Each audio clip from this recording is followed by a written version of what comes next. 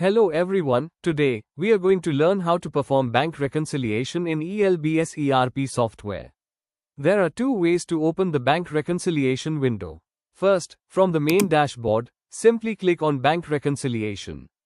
Second, you can go to the menu bar, click on GL, and then select Bank Reconciliation. A new window will open. Now, click on the New button to start a new reconciliation. Select the bank statement date and choose the account. Then, tick on Show All Dates and click Apply. You will now see all the relevant entries. Next, go to the bottom right side and enter your actual bank statement balance. Now, start matching the entries by ticking them according to your bank statement. If any amount does not match, the system will automatically show the difference in the out of balance section at the bottom.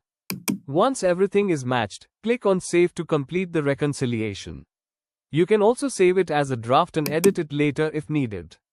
That's it. Your bank reconciliation is now complete. Thank you for watching.